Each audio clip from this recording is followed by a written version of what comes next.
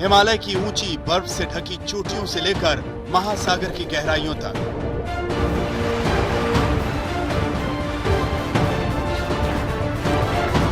भूमाफिया चीन एक शिकारी की तरह नजरें गड़ाए बैठा है। चाइनीज नेवी के युद्धपोत न सिर्फ विवादित दक्षिण चीन सागर में गश्त लगा रहे हैं, बल्कि हिंद महासागर क्षेत्र में भी धावा बोलने की फिराक में घूम रहे हैं।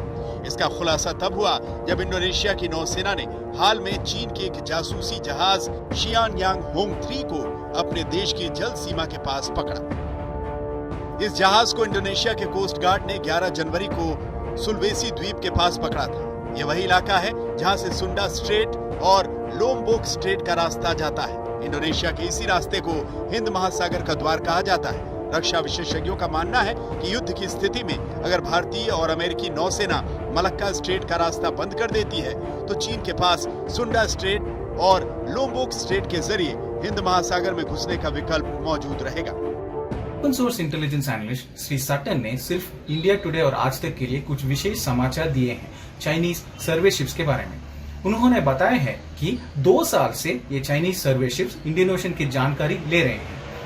ये विषय बहुत महत्वपूर्ण है क्योंकि हम पहले ही इंडोनेशियन कोस्ट के पास अंडर वाटर सी व्हीकल्स होने की रिपोर्ट्स देख चुके हैं।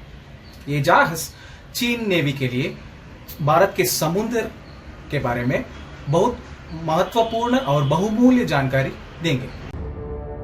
फोर्ब्स मैगजीन में एक रिपोर्ट प्रकाशित हुई है जिसमें दावा किया गया है कि चीन ने हिंद महासागर में पानी के अंदर ऐसे ड्रोन तैनात किए हैं जो चीनी नौसेना के लिए खुफिया जानकारी जुटाने का काम करते हैं।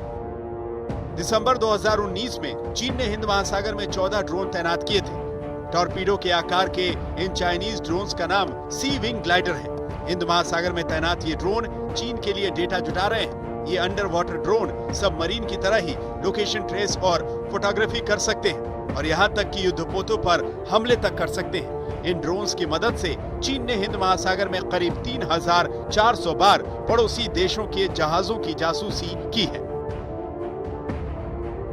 करीब 15 दिन पहले ही चीन के एक ऐसे ही जासूसी ड्रोन को हिंद महासागर का दरवाजा कहे जाने वाले इंडोनेशिया की सीमा में पकड़ा गया था। विशेषज्ञों का मानना है कि इस ड्रोन के जरिए मिली सूचना की मदद से चीन की किलर पनडुब्बियां पानी के अंदर डूबकर आसानी से हिंद महासागर तक का अपना रास्ता तय कर सकती हैं।